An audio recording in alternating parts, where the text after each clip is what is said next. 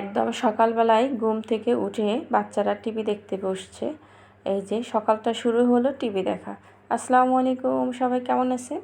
আজকে আরেকটি নতুন ব্লগ নিয়ে আসছি আপনাদের সামনে। আশা করি আমার সঙ্গেই থাকবেন। সকালবেলা উঠেই ঘুম থেকে উঠেই ছেলে মেয়ে দুজনেই টিভির রুমে চলে গেছে টিভি দেখবে, আর আমিও কিচেনে চলে আসছি। এটা আমার রেগুলারলি কাজ, মানে এটাই আমার একটা চাকরি এরকম। এই যে এসেই রান্নাঘরে যে রাতে ধুয়ে রাখছিলাম নতুন যে প্লেটগুলো, সেগুলো আমি একটু তুলে রাখবো। এখানে তুলে রেখে এরপর পরোটা বানানো ছিল, সেটাই আমি ভেজে নিচ্ছি। আজকে বাচ্চাদের পরোটা দেবো আর আমি পরোটা খেয়ে নেব। আমি রুটি বানিয়ে দেখাচ্ছি 2 দিন রাখি, 2 দিনের বেশি রাখি না, মাঝে মাঝে 1 দিন রাখি বেশিরভাগ সময়। আর এই পাশে একটু আমি সুজি রান্না করে দিচ্ছি, কারণ আমার ছেলে মেয়ে দুইজনই বলে যে তারা ডিম খাবে না। আর আমি রুটি বা পরোটার সাথে কোনো ধরনের ভাজি করিনি, কারণ অনেকটা লেট করে ঘুম থেকে ওঠা হয়েছে। আর যেদিন স্কুলে না যাই সেদিন ঘুম থেকে উঠতে উঠতে অনেকটা লেট হয়ে যায়। সেজন্য এখানে আমি 2টো ডিম ফোস করে নিচ্ছিলাম। আমি এদিকে ভিডিও করব বলে মোবাইলটা অন করতে করতে অলরেডি আমার ডিমের এক অংশটা পুড়ে গেছে। দেখেন কি অবস্থা। পরে অবশ্য আমি মোবাইলটা অন করতে পারছি। আসলে মোবাইল হ্যাং হয়ে গেলে যা হয় এই আর কি। এরপর আমি 2টো ডিম ফোস করে নিচ্ছিলাম, যে একটা ছেলেকে চেষ্টা করব যে ছেলেকে খাওয়ানোর জন্য, আর বাকিটা আমি খাবো। আর মেয়ে তো একদমই ডিম খাবে না বলেই দিয়েছে। এই যে আমার জন্য আমি নাস্তা নিয়েছি, একটা পরোটার সঙ্গে 2টো ডিম আর 1 কাপ চাও আমি খাবো। চা না খেলে আমার একদমই ভালো লাগে না। একদিন হয়তো সকালে অথবা বিকেলে আমার একবেলা না একবেলা একটু চা খাই, কারণ এটা আমার সবচেয়ে পছন্দের একটা খাবার, পরোটা চা। আসলে এই খাবারটা কে কে পছন্দ করেন অবশ্যই তো কিন্তু কমেন্টে জানিয়ে যাবেন। দেখি আপনাদের পছন্দের সঙ্গে আমার পছন্দের মিলে যায় কিনা, তাহলে কিন্তু আমার ভীষণ ভালো লাগবে। আর এই যে খাবারটা রেডি করছে বাচ্চাদের দিয়ে, তারপর আমিও খেয়ে নেব। আর এদিকে খাওয়া দাওয়া শেষ করে এখানে আমি রুই মাছ ছিল, রুই মাছটা কেটে নিয়ে আসছে বাজার থেকে, সেটা এখানে ভিজিয়ে নিচ্ছি। রুই মাছ ভিজানো পরে আমি আবার বাকি কাজগুলো করব, দুপুরে রান্নাবান্না করব, তাই মাছটা আগে ভিজিয়ে নিচ্ছি। এরপরে ভাবছি যে আজকে একটু করলা ভাজবো, কারণ করলাটা 2-3 দিন ধরে ফ্রিজে আছে। আর এই ছোট ছোট লেবুগুলো আমার হাজব্যান্ড নিয়ে আসছে, এগুলো এতটা ঘ্রাণ কি বলবো, লেবুটার এতটা ঘ্রাণ, এত ভালো লাগে লেবুটা। আমি বাচ্চাদের প্রতিদিন এই শরবত খাই এই লেবু দিয়ে। আর এই যে 4টা বরবটি দেখছেন, এই 4টা বরবটি কিন্তু আমি আমার গাছ থেকে তুলে নিয়ে আসছি। এটা আমার সবজি গাছ, যে আমি প্রতিদিন আপনাদের ভিডিও দেখাই আমার ছাদের গাছ সেটা।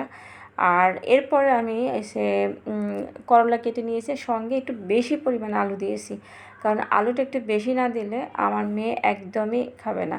আর যেহেতু আজকে মাছ রান্না করছি, ওর জন্য কোনো অপশন আমি রাখি নাই, ও রান্না করা মাছ একদমই খেতে চায় না, তাই আমি ওর জন্য করলা ভাজিটা একটু আলু বেশি দিয়েছি, এই কারণে যাতে ও করলা ভাজিটার আলুটা খেতে পারে।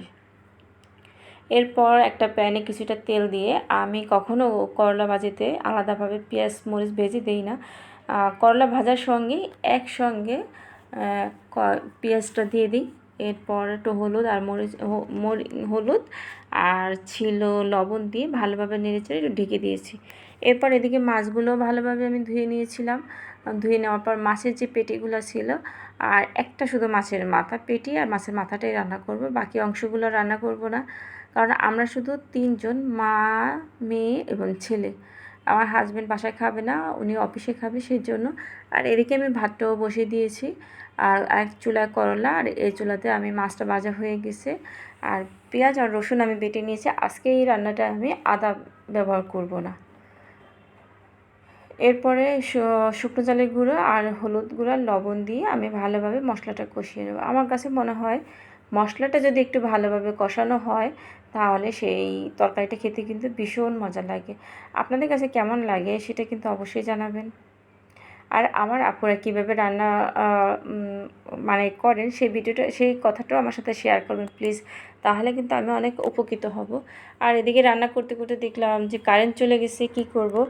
আমাদের বেডরুমে হচ্ছে জেনারেটরের লাইন আছে, তাই সেই খাবার রান্না করতে করতে, মানে ভাত রান্নাটা হয়নি, মাঝামাঝি অবস্থায় চলে গেছে, তাই আমি বেডরুমে দিয়ে দিয়েছিলাম রাইস কুকারটা। এরপর মশলাটা ভালোভাবে কষানো হয়ে যাওয়ার পরে এখানে কুমড়ো আর মিষ্টি আলু, আর এই আলুতে মিষ্টি কুমড়োর মধ্যে কেন আমি আলু দিয়েছি বলেন তো, কারণ আমার মেয়ে কুমড়োও খাবে না, যদি খায় 1 পিস আলু খাবে। সেই জন্য আমি মিষ্টি কুমড়োর মধ্যে আবার আলু দিয়েছি। আর এখান থেকে যে সবুজ বরবটিটা, এটা আমার গাছের বরবটি। আর এদিকে ভাজাটাও হয়ে গেছে, করলা ভাজাটা। আমার গরম ভাতে সবচেয়ে পছন্দের খাবার হলো করলা ভাজা। আপনারও কি এরকম পছন্দ? আর এইদিকে দেখেন গত 2 দিনের কাপড় চোপড় সব এলোমেলো শুকায় এই অবস্থা। এখানে এগুলো ভাঁজ করে নেব। এরপর আমি আবার রুমটা ভালোভাবে একটু ঝেড়ে নেব। আজকে একদমই আমি ঘর মুছবো না, কারণ প্রতিদিন ঘর মুছলে, ঘর যদি আমি মুছতে যাই প্রতিদিন, তাহলে আমার স্পাইনের অবস্থা শেষ।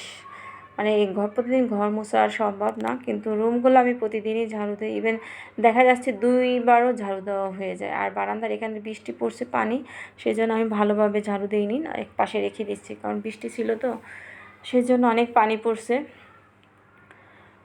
আর এরপর আমি রুম ঝাড়ু দেওয়ার পরে আরও বাকিগুলো কাজ করবো। আর দেখেন আমার ফাইনালি এই যে আমার বিছানা এরকম আছে এখন।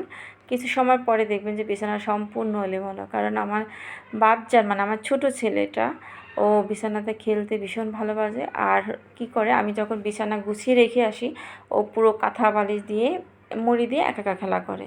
সেজন্য ছোটো বাচ্চা থাকলে যা হয় এ আর কি। এই যে পুরো রুম একদম ঝকঝকে দেখা যাচ্ছে। আমার ছেলে, আমি যখন দেখছি যে ক্যামেরা অন করছি, সে আবার একটু হাত নাড়লো, মানে খুব খুশি হলো, ভাবছে যে তাকে ভিডিও করছি। এই অবস্থা, ছোটো বাচ্চারা ক্যামেরা দেখলেই খুব খুশি হয়ে যায়। যদিও আমরা এরকম ছোটোবেলা দেখিনি কখনো ক্যামেরা, তাই খুশি হতে পারিনি। আর এই যে ফাইনালি আমার দুপুরে খাবার, সাদা ভাত, করলা ভাজা, আর ছিল এই যে রুই মাছ দিয়ে মিষ্টি কুমড়া, আলু আর বরবটি একটা ঝোলের মতো, কারণ আমি ডাল রান্না করিনি, একটু ঝোল রেখেছি। আমার খেতে খেতে ভীষণ মজা লাগবে। আর ছিল মাছ ভাজা। আল্লাহ হাফেজ।